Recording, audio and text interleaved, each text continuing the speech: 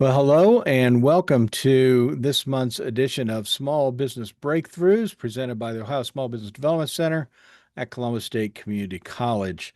Today, we are excited to be talking to Tyler Smith, who is the founder of Dark Rhino Security. And we'll be talking about a few different things, things that we could probably do entire episodes on, but we're going to be talking about his entrepreneurial journey, kind of how he's gotten to where he is.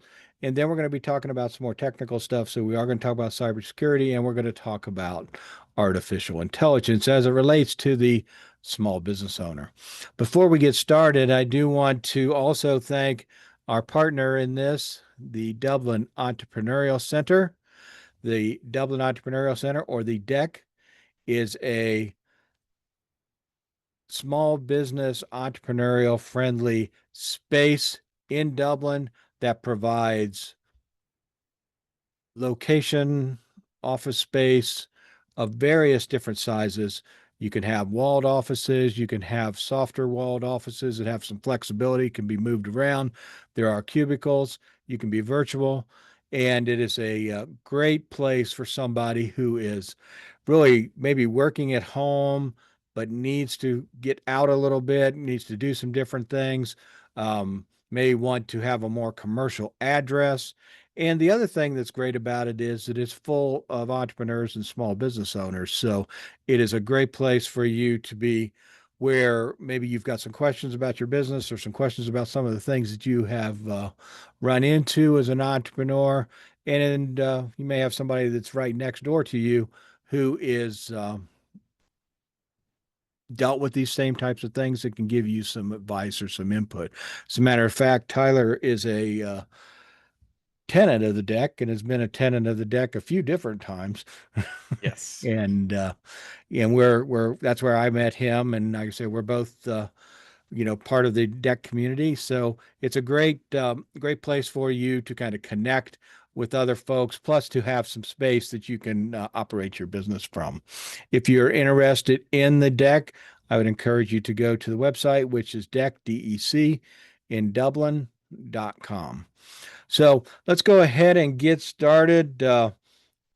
Tyler Smith with Dark Rhino Security. Tyler, I'm really excited to have you here. We got to talk a little bit the other day about this and some other things that we've talked about in the past. And this is a big issue that a lot of entrepreneurs are dealing with. And if they're not, they probably should be dealing with it. And well, let's start out kind of with your journey to get here, your entrepreneurial journey. How did you kind of get into this, and what are some of the things that along the way that you've kind of learned that you think might be beneficial for folks that may be listening? Okay. Yeah. So uh, I started as an entrepreneur, and I didn't even know what that meant. But at the organization I was working at, which is a healthcare system, uh, I found myself taking initiative to make things happen on a regular basis, and um, I got to know the market very well from that. And then after that, I moved on to consulting, which is very much a results oriented field. So you go in and consult. They're not asking for your idle opinion. They want opinions that drive results, or actual work that drives results. And that helped me really understand the market space because I was working in different verticals. So manufacturing, telecom, technology, medicine, government, and really got to understand what the customers wanted from a solution standpoint.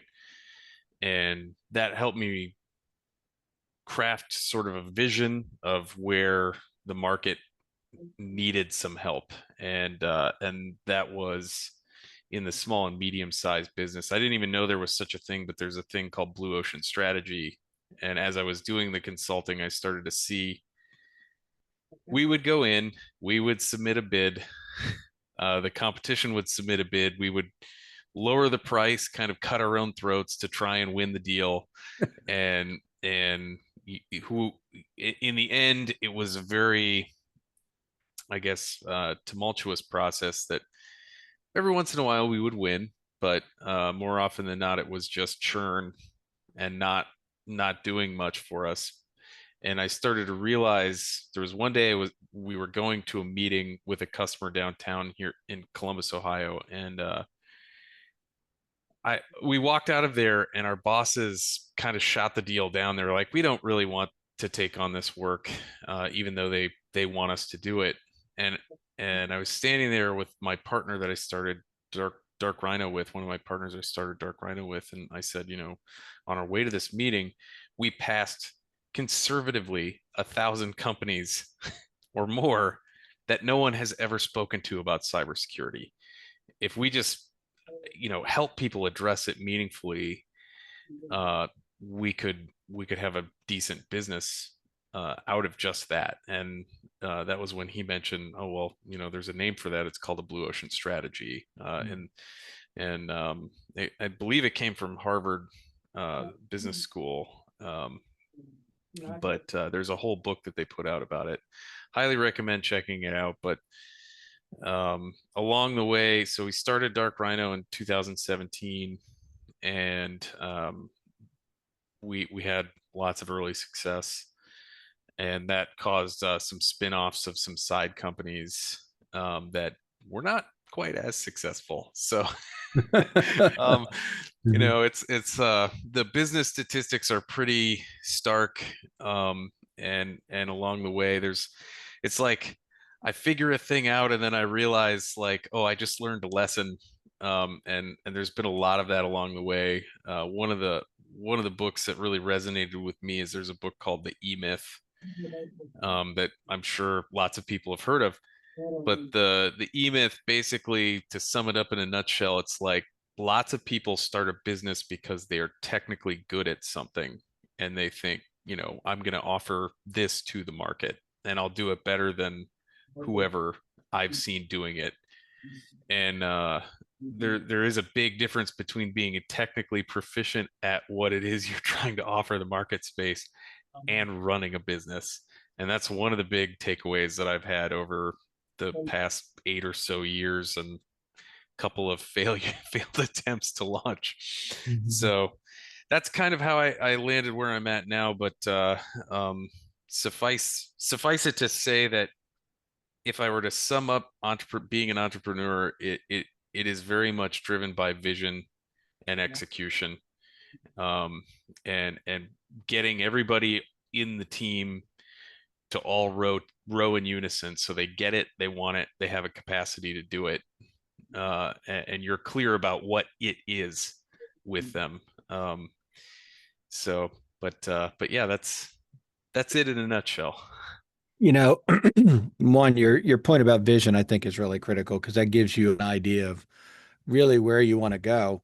But just saying, okay, here's my vision. If you temper that vision piece with a good, strong understanding of the market, which you had talked about, then it starts to make sense because then you've got, okay, I'm going to go here, and this is how I'm going to get there because you now understand the market.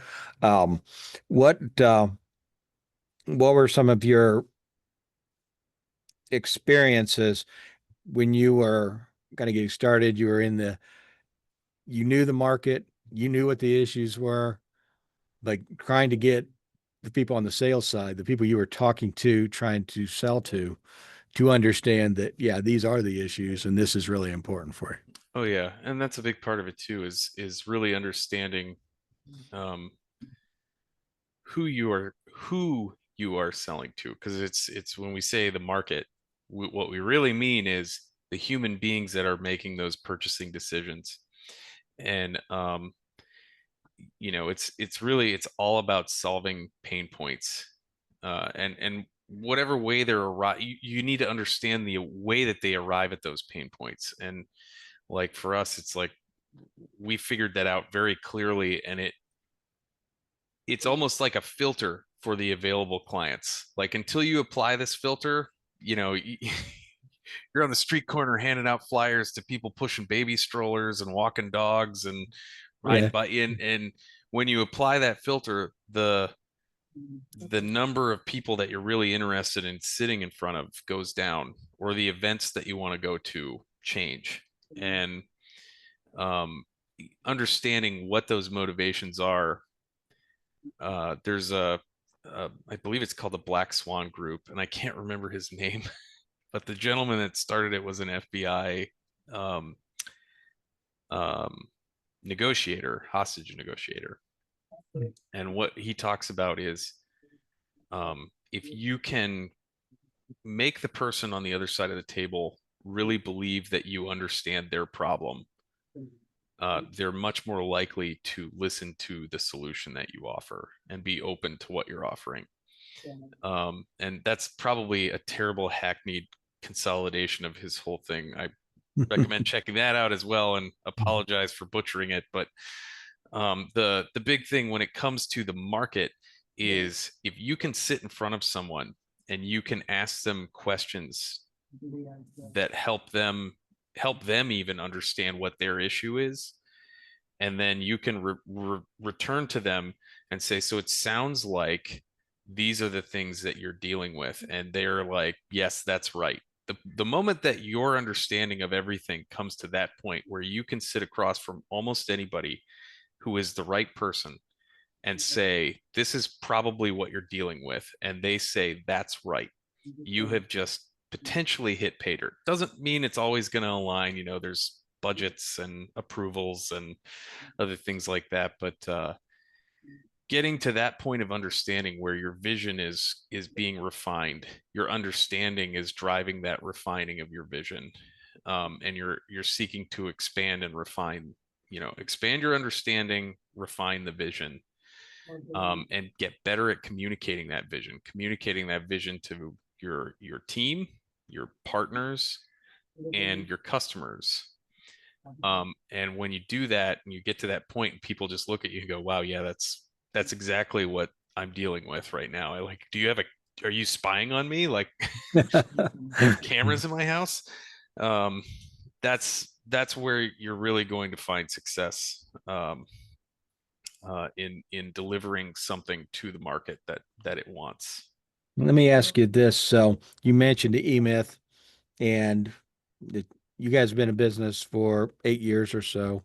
Mm-hmm. Um, One of the things, again, we talked about, and you see this in the E-Myth, is really creating processes by which stuff happens. Oh, And yes. as you're starting to grow and scale, so the previous SBB we did talked about scaling. We talked about some of this types of stuff, but talk a little bit about this process focus and being able to document that process. Mhm. Yeah. So um, it doesn't matter what you do.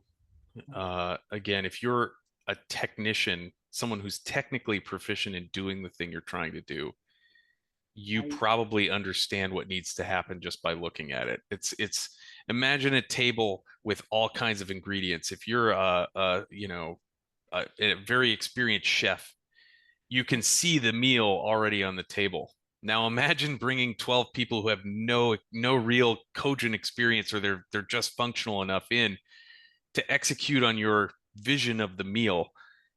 If you're not documenting processes clearly and you're not constantly refining those processes, you're missing a key step. And that key step is going to be felt to be absent when you start to look at things like looking for investors, looking to scale, or looking to sell. So let's say you've been making your own whatever widgets for 15 years, and you're like, man, I got to get out of this, or I got to bring partners on board. They're going to walk in and they're going to want to see where the value in the business is. And it's in those formalized processes that have to be written down.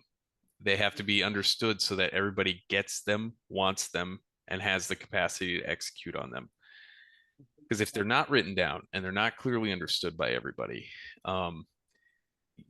the first problem is your execution is going to suffer. It's going to be very manual. You're going to be putting out fires all the time because people will run up against things. Again, they'll walk up to that table full of covered with ingredients, and they won't see. They might see like one part of the meal all cooked and done. But the second somebody else that's supposed to do the mashed potatoes leaves on vacation, there that wheel's going to fall off of your bus. And that's the other thing. And when you walk in to a meeting with an investor or you're looking to be acquired, there is no bus. There's nothing there to sell. Right. It's all inside your head, and that isn't really as tangible as you might believe it is, even though you're like, well, 15 years I've been doing this thing and it's been producing this much money. Clearly my business is worth this much money. It's like, no, you just have these customers that pay you for this stuff. There's nothing. If I took you or key players out of the equation, you know, are there anything, does anything tangible remain of what creates what you think is the value of the business? Right. Yeah, I mean that's a really critical point, and I think that especially early on, I mean, you get into a mode, I'm just trying to survive. I got to sell this, I Yes, got to sell that. And you just kind of wing it. You're kind of here and you're here and you're here. Whereas if you can really start to create these processes early on, and then you tweak and you make, some things around that, but it allows you to from the beginning be able to build a business that will grow and be a business as opposed to, like you said, it's you. Well, in the case you described before, like you said, you have the customers and you have the knowledge. Basically, if you sell, they'll just basically have to take you on as an employee. So right. you're never going to be able to get out and do what you needed to do. Exactly, Yeah. exactly. And then another key part of that is also training. Um, a lot of people think, well, everybody knows what they need to do. Um, so there's like a statistic, people don't hear what you're saying to them until you've said it 7 times. I don't, Right. I don't, everybody seems to agree on that number. I don't know where it came from, but the thing is I don't disagree. And if we think about training along a timeline, right? And we think about where everybody's at level wise. So we do a training, their proficiency is going to increase. If we don't do another training, it's going to start to sink again. So about every 90 days minimum, you should be doing a regular training. And when we look at companies like Apple, I used to work for Apple. I was a Mac genius Mhm. for a time. Their training is constant. It's available. People are encouraged, like, hey, mark off some time, sit down. It doesn't have to be 5 hours. 15 minutes. Review the process. Review the expectations. And that's the other thing. If there's some kind of a business thing and you as the owner don't create the process, set the expectations, and nobody else does, they're going to your employees are just going to make it up. Right. And that can be great if it's, the right person. It can also be terrible.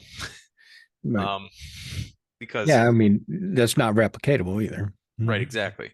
Exactly. And if you can't replicate it, you definitely can't scale it. Right, for sure. All right. Well, that's great. Like I said, we're going to cover multiple things that probably could be their own episode. Certainly, that conversation could be.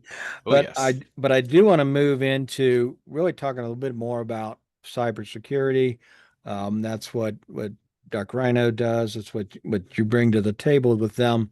And as a small business owner, what do you see as some of the things that folks should be really dealing with as it relates to cybersecurity? And when we talked again, it's much broader than just making sure that you're watching your emails and not clicking on links. Yes, it is. So the big thing, there was a thing on LinkedIn the other day, and it showed the word cybersecurity on one side, and then it showed all the things that make up cybersecurity, and it's greater than 2 dozen different, completely separate, massive, deep topics. And that's really the big difference between the two. It's like people think about cybersecurity, it's just cybersecurity, but it's like a whole list of things that any one of which, if you if you miss could be detrimental to you depending on your operation. But the big things are, first of all, being aware of your assets and where they're at. So what I recommend companies do, and this is just as a starting point, is create a risk register to start. Um, the risk register. So this is going to encompass everything. It's going to be things that you don't think are important from a when people think of cybersecurity, think technology, and that's it. But um, before we used the word cybersecurity, we had information security, and that was the same thing. Just it sounded less cool in movies and stuff. Right. Um, but information security would look into much deeper things, and cybersecurity is the same thing. And that's where the risk register comes in. And a risk register, it's everything. So maybe your office is in a low spot and it's subject to flooding. Like that needs to go on the risk register. Um, the email clicking on links thing, data disclosure, that has to go on a risk register. Building gets hit by a tornado, that goes on there. And then you create this list, and don't create it thinking you're going to deal with everything and figure it all out while you're creating it. Just make the list. Then the next step is you're going to give everything a severity. So however you want to do it, just be consistent. And that severity is going to go along with likelihood. Um, and this is kind of like an actuarial thing, but really it's more for guiding your access. So you're not out there trying to solve all the problems at once. Because once you have the risk itself, the severity and the likelihood of occurrence, okay, then you can move to categorizing the list and then prioritizing which ones you're going to go after first. Um, and that helps you take action because as an entrepreneur, action is really where the focus should be, action that drives outcomes. Um, so, some of the ways that you can really address it wisely, there's NIST is a government agency. They have a whole cybersecurity framework that's based off of best practices. Um, and I could just show my screen real fast. Um, just share this real quick. Um, so right here, there's the NIST CSF is the cybersecurity framework. It's on its second version. This was released last February, or not, sorry, not last February, the February before last, 2024. Um, Basically, this is the quick start guides. If we pop over here, it has specifically and I don't know if everybody can see this or not, but it has, this is for small businesses specifically. Um, the um, the quick start guide is designed for non-technical people to follow through very quickly. It gives you for small and medium-sized businesses, so that's most of the people listening here, but it will apply to larger businesses as well, but they do have a larger enterprise version of this. What this framework is designed, it's designed to break down what you need to do so that even non-technical people can follow it and execute on it. And again, action, execution, and outcomes. As an entrepreneur, that's what we need to be thinking about. Not just making noise and planning meetings, but what are we getting out of this? Has to be at the forefront of everything we do. So it breaks it down into areas: identify, protect, detect, respond, recover. And then in the middle is govern. So um, basically, what this means is as an organization, you need to identify your risks, you need to protect against them, you need to detect when things are going wrong so that you can respond to them and then recover from whatever disaster it is. So the reason that it starts out this way, and they start off with govern, um, again, process, creating the process that's going to govern what it is that you're trying to do is very important. Um, because that's going to determine your outcome in the end. Um, there's tons of different ways to say this as an entrepreneur, and there's lots of different buzzwords about it, but the govern port piece is, it is going to become your intention when you're not around. Does that make sense? Right. I think a lot of people, it's why it's like the same as process. So by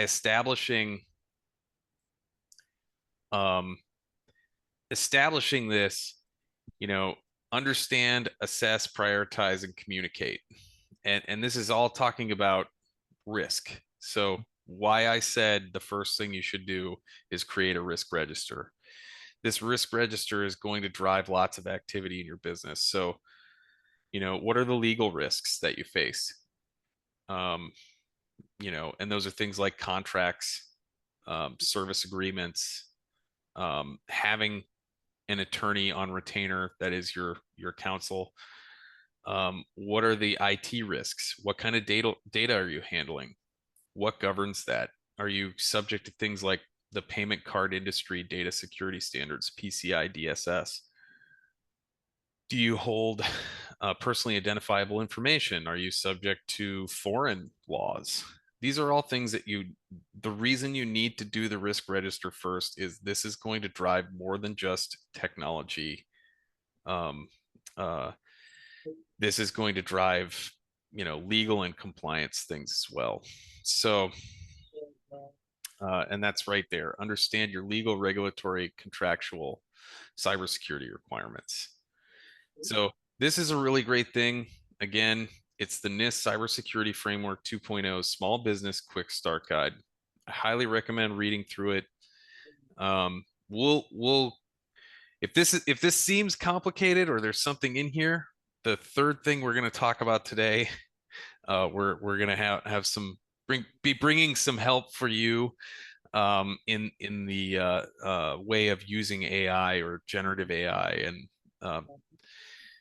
so the Did you mention where we access this at, or did I miss that? no, I didn't. So you can actually get to that. So if you go to nist.gov cyber framework forward slash cyber framework forward slash quick dash start dash guides. It's right in there, or you can just do a search for CSF 2.0 Resource Center. And it should return this. It's an official US government website, so it should be nist.gov. Don't get caught by the advertisements, the Yeah. sponsored links when you do a Google search. Go straight to the source. This is free. It's provided for free to anyone. Um, the quick start guide, again, it's going to be on that first page, the CSF 2.0 Resource Center. If you scroll down right here, there's a little block that says small business, and you can download it or download it in English or download it in other languages. But there's also explanations here for enterprise risk management, workforce management, how to do security properly in all of these different areas is a big focus. So one of the other things that it works with is profiles. So they created all these recommendations, right? Well, part of it is understanding what your organization's profile is, which is sort of an extension of that risk register. The organizational template that they offer, which is right here at cyber framework nist.gov /cyber framework /profiles. You can see organizational profiles, which there's a template to creating it. The idea behind these is it creates a profile for your organization, which helps you focus your efforts and apply the recommendations inside of the NIST framework. So just to roll through some of this, the first one, govern, we talked about that. Identify. So the identify function helps you determine the current cybersecurity risk to the business. And in here, it's breaking down all the software and technology stuff, the assets for official use. So that's like phones, tablets, computers, asset administrator or owner, who owns those devices. Like, I give you this device, you signed for it, I know you have it. There's going to be some expectations, you're going to keep it up to date, all these different things. Sensitive data. So identifying sensitive data and who has access to it in the organization.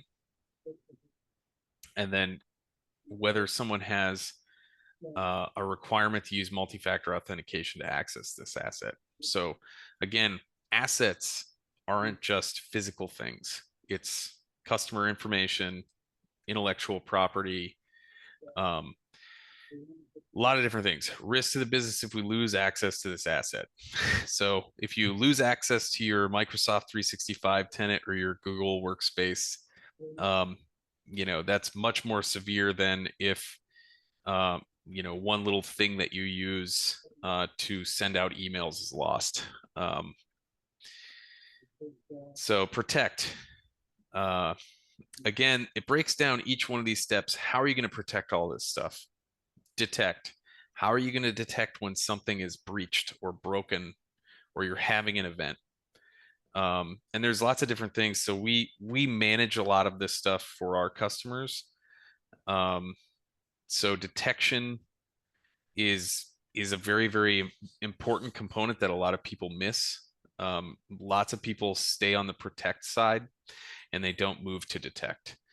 And what I mean by that is they'll put antivirus on the machines, Right. and they don't really check it. They just assume that it's all good to go and it's just running fine.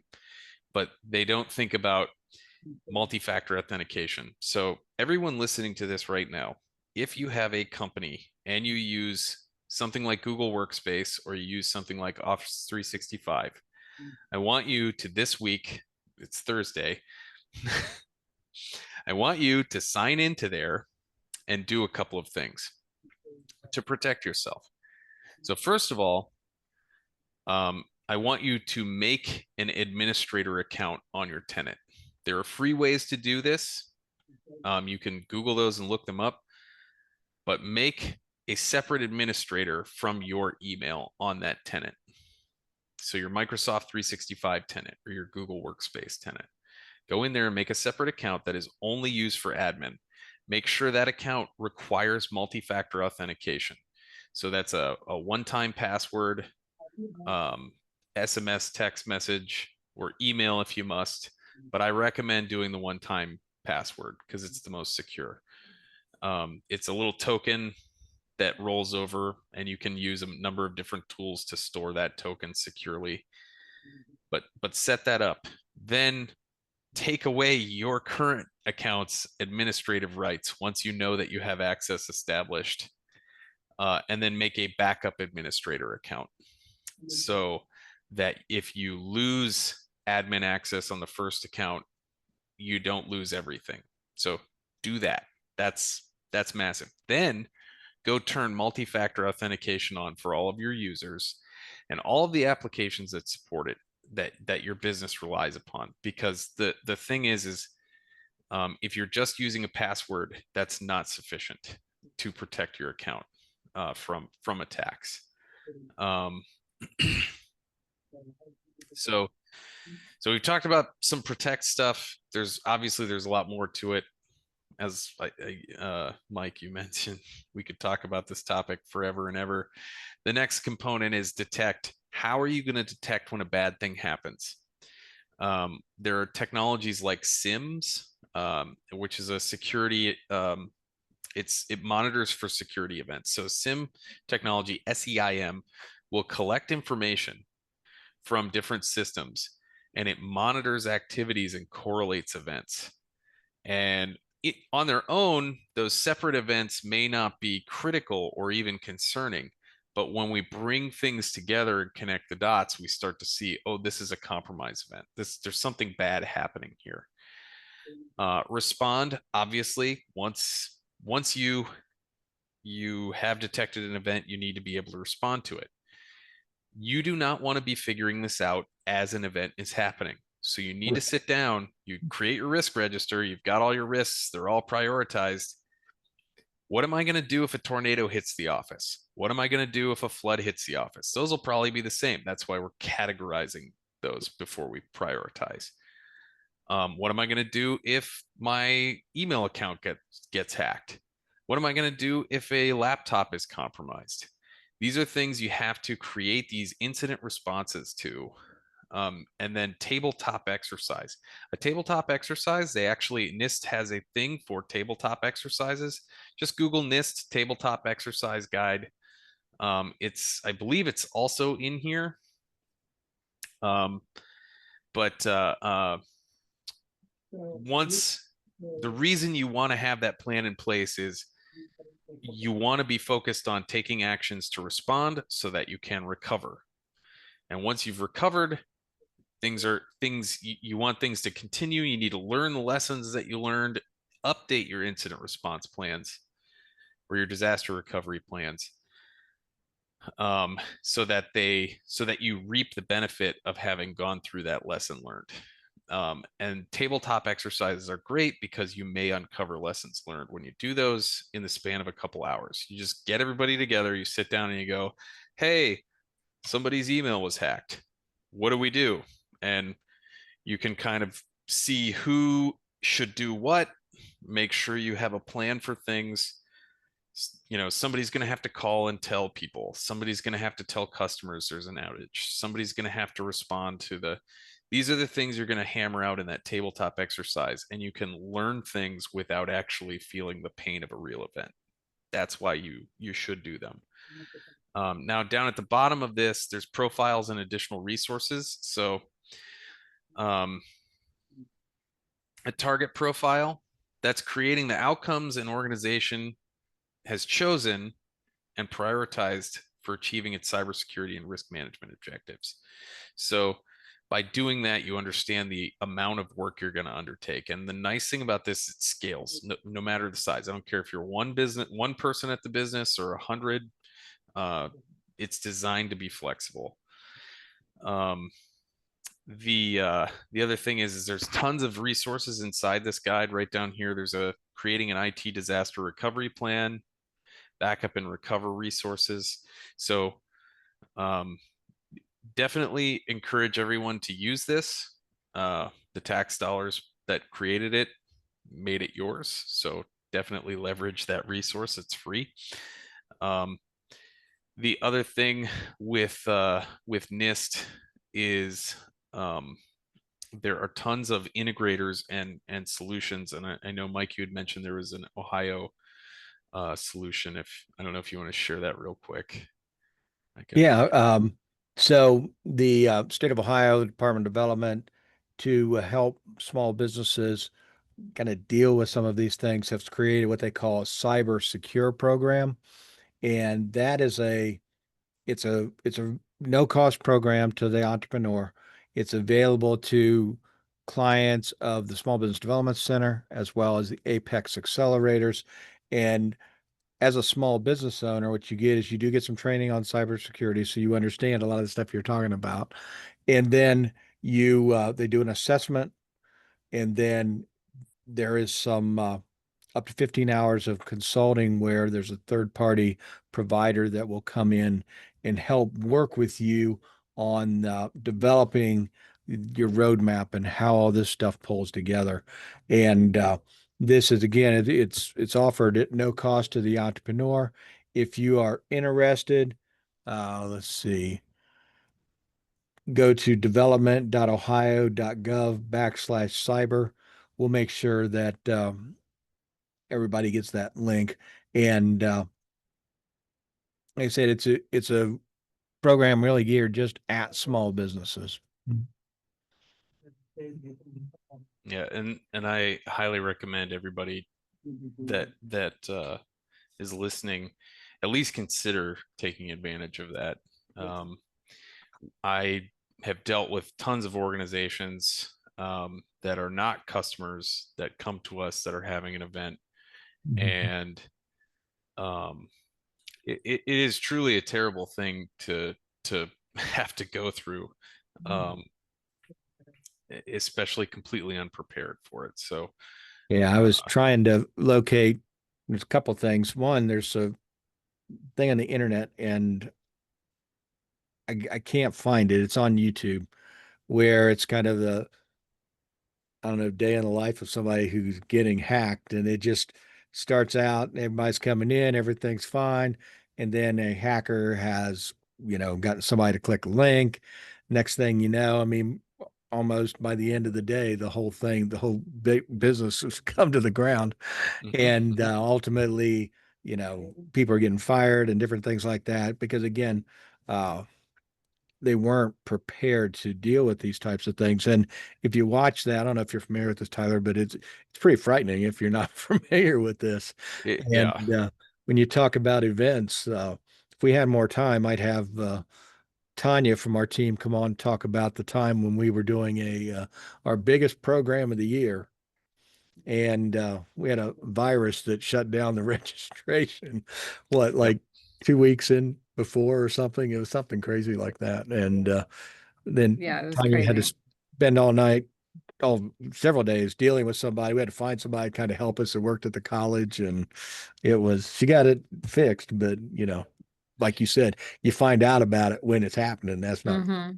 That's the wrong time to find out. It really is. I mean, um, it's I think it was Benjamin Franklin when he started the fire departments, he talked like an ounce of prevention is worth a pound of cure. Yeah. And I would say in cybersecurity, an ounce of prevention is worth a ton of cure. And I mean, so many times I have seen organizations brought to their knees just because they didn't have multi-factor authentication enabled, and that is one of those things that literally, even if you don't know what you're doing at all, you could do it in a few minutes. So, and I think that's a good segue into our next thing on AI. Yeah.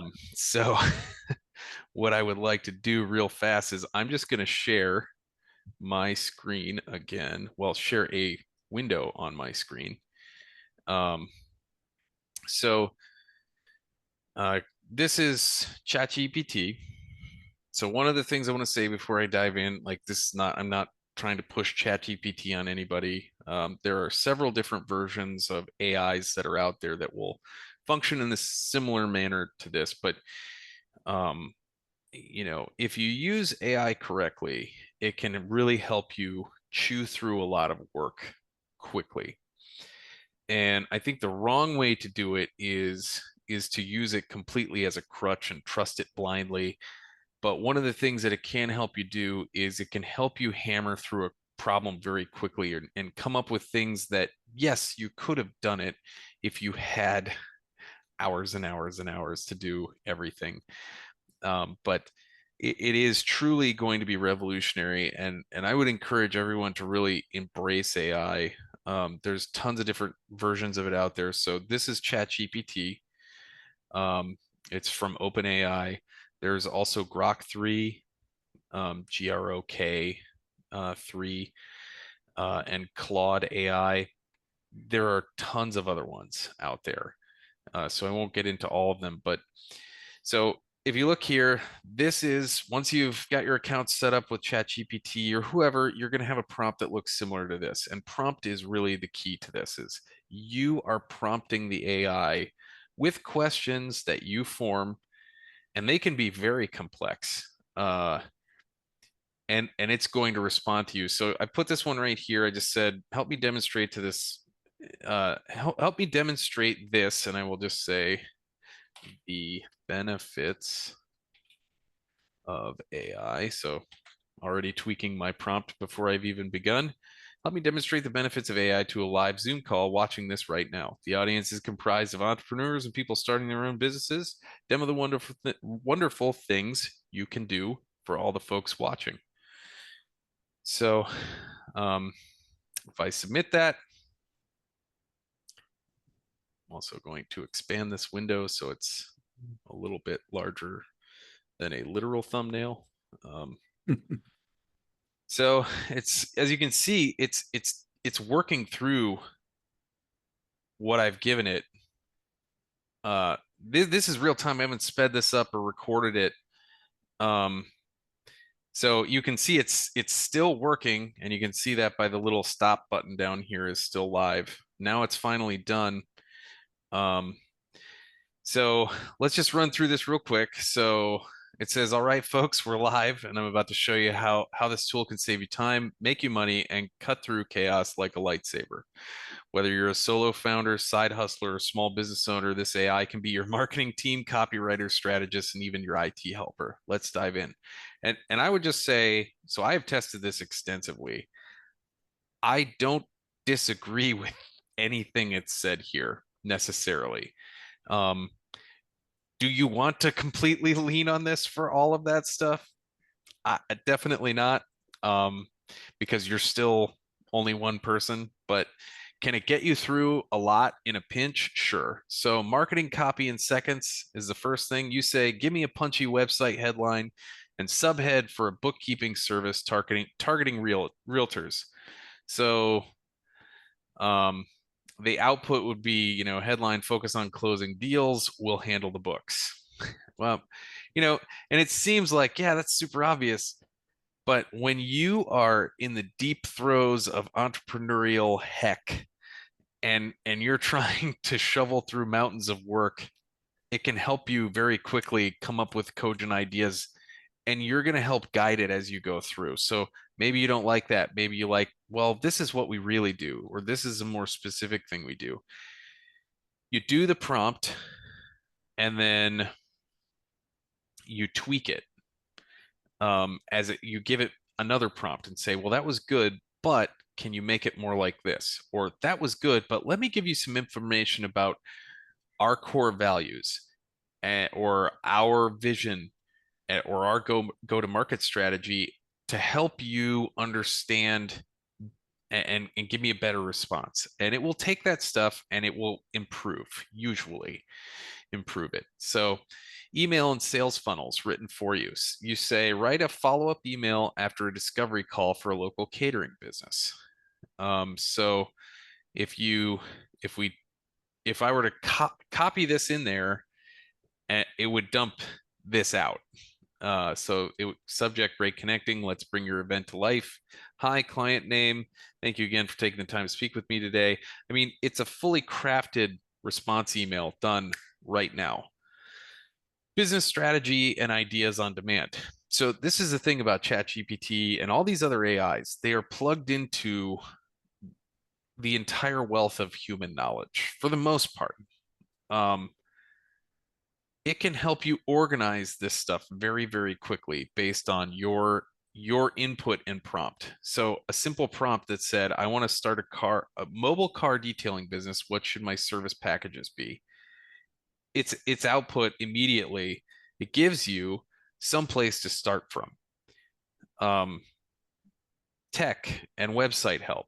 You say, my website isn't converting, help. You can even point the paid version to your website and it will analyze your actual website and come back with better input. So, and it can help you actually even write code. Um, so I'm going to ask for somebody in the audience real fast. It says, ask the audience, all right, someone drop in the chat your business idea or challenge. I'll show you how fast we can generate value with this right now. And again, I just want to point out as we're waiting for that to pop in, I'm gonna open up the chat window here, and it looks like we have. So if anybody wants to drop something, or anybody at all, doesn't matter who it is, drop something, like a full, like, your business or idea or challenge. So Evelyn, you said barrier to entry. So can you give me a little bit more on that one? Barrier to entry into the market space, or what are we talking about? Or I can just go. So if you're barrier to entry Oh, here we go. into the fraud market space.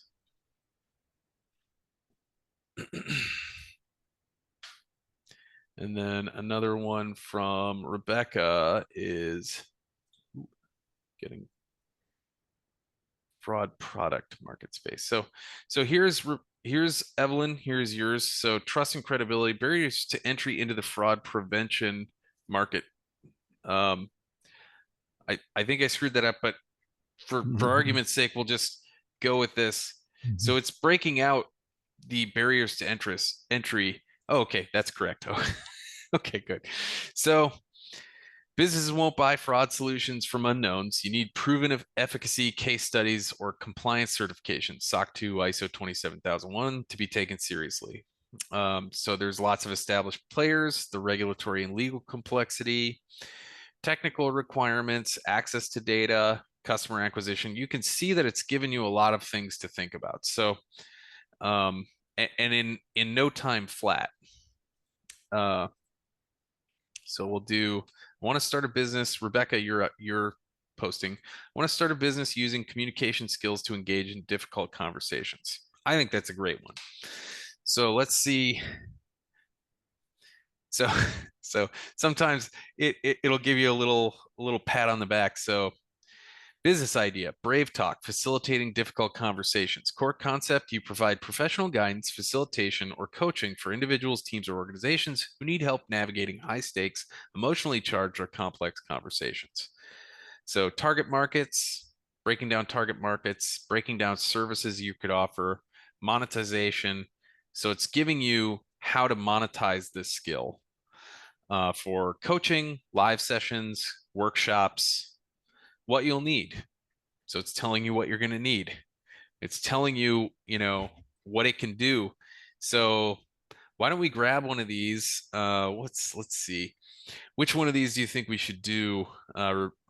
Rebecca, if you want to toss it in the chat, if you want to pick one of these, build your homepage, draft your outreach, write your intro script, design your service menu, build your build you a workshop outline, full workshop outline, create intake forms or client onboarding scripts, or draft your confidentiality policy. It can do any of these. So workshop outline. All right. All right, let's do. I'm just gonna say do the workshop outline. So it is going to take that and it's going to go ahead and outline the entire workshop. It's going to do the time breakdowns. There's this idea that this is not able to understand nuance and everything else. It captures quite a bit of the nuance in what you're asking it. So there we go. And the nice thing is, as an entrepreneur trying to build a thing, it keeps things moving along. And it doesn't just give you the answer and leave you hanging. In most cases it will say, okay, now I want you to do this. The other thing, it's always asking questions and feedback, and these things they all do to help improve the modeling, but you're going to get similar function. But the thing is you can prompt it for whatever you want. So you could say, I want you to do the workshop, and I want you to keep it with this kind of a theme in mind, or this kind of a, and you can tweak things like that. um that is great. Please make it themed like Pirates of the Caribbean. Caribbean. I don't know how to spell that, but it's okay. It'll figure out what I'm trying to say, anyways. So you can see that was a very specific ask, and it's coming back with, you know, a tailored thing, charting the waters of conflict. The pirate's Mhm. code for difficult dialogues. I mean, that was kind of goofy, but this is sort of an amazing output. Yeah. Mhm. um uh and then it's asking, like, what do you want to do next? And some of that may have something to do with the way that I work with it, where I'm always like, look, we're gonna hammer through this. I've got this thing I want to do. I know we can't do it all at once. But so that's AI in a nutshell. And you can apply that to cybersecurity and risk, or IT, or business problems, or legal problems. Obviously, don't don't rely solely on its output. You need to look at it, make sure it's not doing something crazy. But yeah, that's it in a nutshell. Let me ask you this. So that's really interesting. So like, and I've mentioned to you, so like in presentations, a lot of times for the content for the PowerPoint slides, I don't just say, "Hey, give me a PowerPoint," which you Hmm. could do, but I know that I want this slide to say this, but Hmm. I can use AI to craft it so that it'll go on the slide and say what I want, and I don't have to think about Hmm. how do I say Right. it in position. It'll Right. do that, and then I can go in and tweak or revise, like you said, and different things like that. Um, the thing that's interesting to me is that I would say maybe a year ago, maybe less than a year ago, what we were watching for was, are people writing business plans with AI? Are they just going in and saying, okay, this is my business plan, right? And we were trying to say that. And I think this is even less than that. I think at the Capital Crash course in December, we kind of asked some of the bankers, are you seeing this? And are you able to tell when this is happening? Um, I can tell when it's happening if they just generically say, give me a business plan, because then it's really not tied to anything locally. But now we're seeing it, we're actually using it with our clients to say, okay, you want to do this, we got to write the business plan. Okay, this section, go in and let's get some information and let's do this and let's tie it specifically to what you're trying to do. So, literally within the last 6 to 8 months, we've gone from, we don't want them doing this, kind of like a plagiarism thing, Hmm. to now let's use this to facilitate the development of this particular plan. Mm. Hmm. Hmm. And the thing is yes, you, like you said, you can just go in and be like, make me a business plan, and it'll spit out some generic, bullet pointed, overly, like you saw all the emojis and things it throws in there. Right. Mhm. But the way to use this properly, in my humble opine view, is really, it's less like picking up a package off a grocery store shelf, and it's more like a blacksmith's experience. You're in there, you're using this to speed up the creation of a thing. You're not Yeah. using it as a genesis point. It's not like, push the button and a complete thing comes out. You have to go back and forth with it. And what that means is you have to understand when it gives you a thing, where it's gone wrong, or where it's missed nuance, or where it needs some additional refinement. um, because that is, you still, everybody thinks AI is creating all of this. Well, it's not really. It's doing what you're asking it to do. You have a role in the creative process in creating this. Right. Like, and as everyone saw the difference between the conflict resolution workshop outline, and then adding that, like, okay, make it Pirates of the Caribbean themed. Um, it's like that. That's how you're going to play, and where that comes into play as a professional, it's like, so when I tell it to code me something, I can code in about six different coding languages.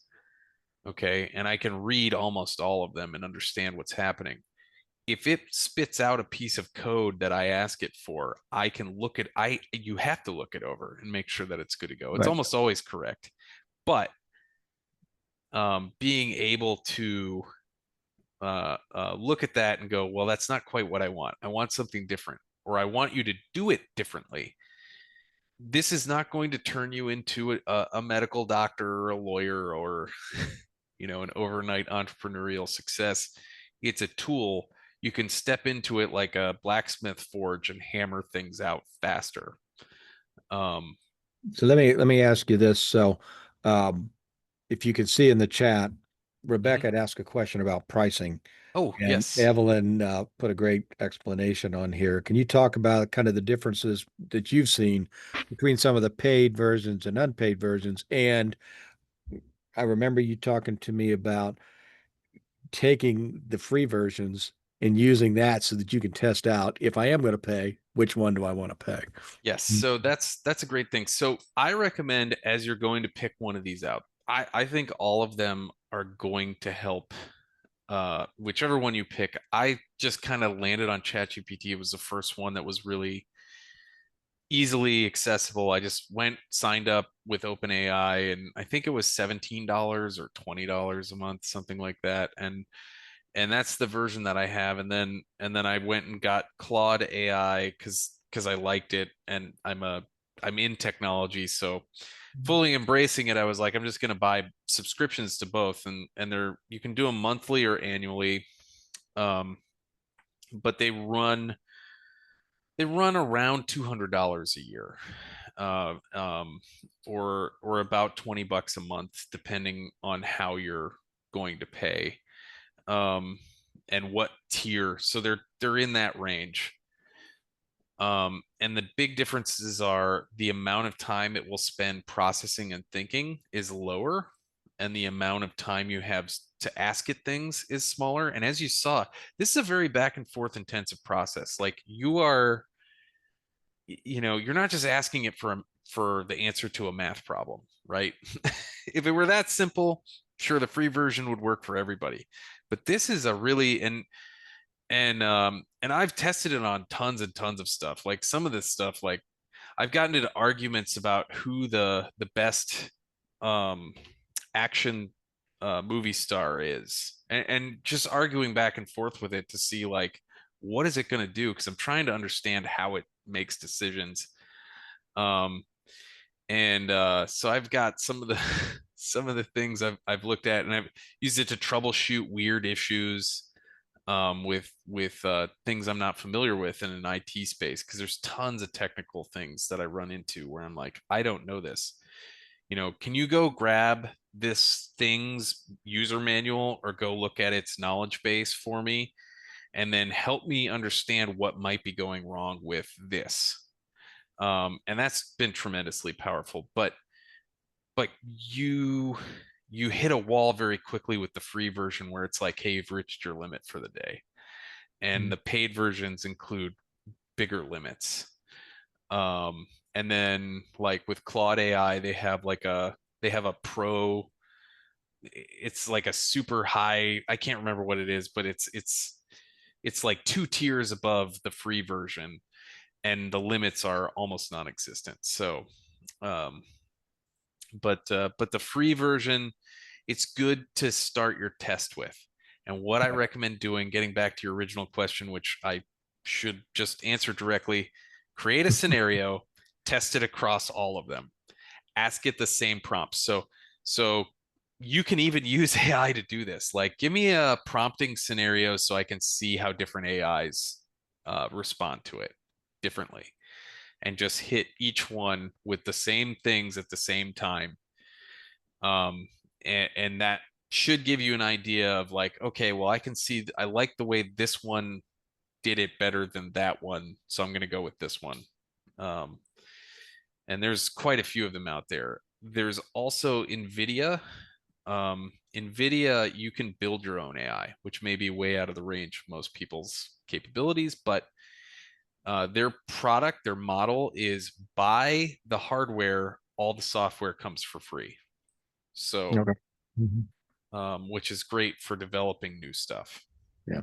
The kind of the last thing, again, thanks for jumping on here. This has been great. Um, Absolutely. Thanks for having me. so if you're looking now, you've got the chat GPTs, you got the Gronk, you got all this stuff.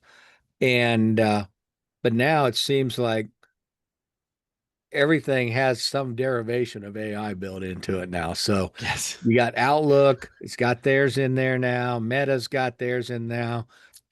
I mentioned to you that I use Grammarly, Hmm. and it doesn't just, okay, this word spelled wrong anymore. It's like, here, we want to tell you this and we want to do this. Yep. And I've actually had challenges where I've taken something that I've done in Grok and put it in here, and then Grammarly wants to change it. Yep. Yep. So, and that's highlighting a couple of things. So the first thing is, yes, it is in everything. And if you were hoping that AI would just, you know, disappear as a fad, it's not going to. Just flat just flat out. It's Yeah. it's it's going to be in everything that we use. Um, and no, it is not like Siri on your iPhone. It is much more robust. A lot of those things that you see popping up everywhere are using someone else's AI model. There are tons of different models. So if I share real fast this again, and you look up here at the top, so you can see there's a number of different models here at the top of the screen here. And so there's 4.0 GPT-4.0, 03. You can see great for most tasks, uses advanced reasoning. So this would be better for understanding complex reasoning things. 04-mini, fastest at advanced reasoning. So that's fastest. 04 mini high, great at coding and visual reasoning. And then there's more models over here. So, and it tells you what they're good for. So GPT 4.5, good for writing, and like researching. If you come into tools, so it has different tools down here. You create an image, search the web, write code, run a deep search. Um, Deep search. So my membership limits me to 23 a month, or actually 23 left before July 7th is what it says for me. So I believe I'm limited. I don't know how many I've used, but you can run a deep search. Deep searches can run for 15 minutes, right around there, I think is their upper end. But what it's doing is it's really thinking about what you're asking it very deeply. It's going out, it's researching, it's pulling it in. That is one of the differences between this and the little AI that is in every little thing that you're using that keeps popping up. And Yeah. like Microsoft's version, for example, it actually is ChatGPT on the back end. The Copilot, I believe, is powered by ChatGPT. So um, I believe Meta has their own version. Um, the the but so Tamala, you have a question. Is Facebook a good use of AI to use to onboard clients and answer questions? So I would imagine it might be, but I don't know for sure. Uh, um, that would be one of those things you'd have to look in to see, is there someone out there doing that now with it? And might be a good question to ask it is, how good are you at doing this? And that's another thing that's really important for businesses is you can tie most of this stuff into real business things. So like Copilot AI, you can buy a subscription to tie it into things like onboarding or building out chat bots. And there's tons of companies that do consulting in that space. So on Dark Rhino's website, we actually have an AI that is a CISO. It's a virtual CISO.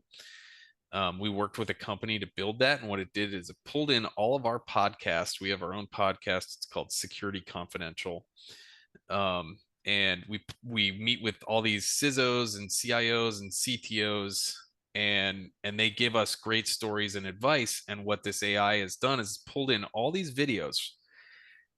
You ask it a question, it will pull from all those videos and it will say, well, this is the answer to your security question, and here are the places in the podcast you can go watch the guy actually talk about this here. So you hear it right from the expert's mouth. But that's just one example of what we've done with it. As far as using Facebook to their AI to onboard customers, I would be really shocked if that wasn't something it could do, but I don't know that answer. That's a good question um, uh, for AI. But Yeah. So again, thank you. We could stay here forever. Um, I would like to have the time, which we don't, to go into the disaster known as Apple Intelligence, but well, maybe another time, yeesh. and kind of go from there. But again, thanks a lot for this. I really appreciate it. I think this is making a lot of sense for folks again, because I think for a lot of folks that aren't real technical, maybe don't do a lot of this, especially if they've got their small businesses, they got traditional businesses, they're, you know, we talk about E-Myth, they're selling pies or something like that, right? Yes, yeah, yeah. And this is not what they do, and they don't really grasp what can go on with it, and they don't have the time to go in and look at it to figure it out far enough. So this has been great to kind of get people to think about it, understand, and the cybersecurity piece I think goes without saying, because everybody's got some sort of online presence with their business, and you just really have to be careful. And you know, all of the things you hear, it's not all happening to somebody else. I mean, a lot of times we're getting to a point where everybody may know somebody that's been affected, whether that's your personal stuff, somebody's hacking into your account. I mean, I'm aware of a business that got hacked by Russians. They locked down their account, ransomware, the whole thing, man. That really went crazy for them. So, um, it's definitely something that's happening. It's becoming a big deal. And like you said, it's not going away. No, no, sadly it's not. And it's quite the arms race. It's, we do something to make it more secure, they figure out a way to get around it. We Mhm. change, they find a way around that. And it's been like that since I started working in it Yeah. a Mhm. long time ago. So, but the thing is, you can do things that can make it much more difficult for someone to make you a victim. So, Yeah, absolutely. Okay. So, well, thanks a lot for joining us. I want to thank the Dublin Entrepreneurial Center for their partnership on this particular program. And we will be back on July 24th with the next small business breakthrough, and we'll be talking about financial literacy and dealing with your finances and different things. We have some experts that are going to come on and discuss that. Um, Tyler, is there anything else? Any place people should go to either connect with you guys, or things you really think they should be looking at? Mhm. yeah, absolutely. So, definitely check out our podcast, Security Confidential, um, and check us out at darkrhinosecurity.com. Um, we we love to help small businesses with their security needs. That's why we exist. So, if there's anything we can do, don't hesitate to reach out to us. Okay, great. And Well, thank you very much for this opportunity as well. yeah, for sure, for sure. So again, this will be on our YouTube channel at Ohio SBDC probably within the next couple of days. This is our 51st episode, so we're now well on our way to 100. And Nice. I think it only took us like 3 or 4 years to get to 50, but we'll get there. And we are happy that everybody joined us. Want to wish everybody the best of luck, and look forward to seeing you on Small Business Breakthroughs next time. Thank you very much. Thank you.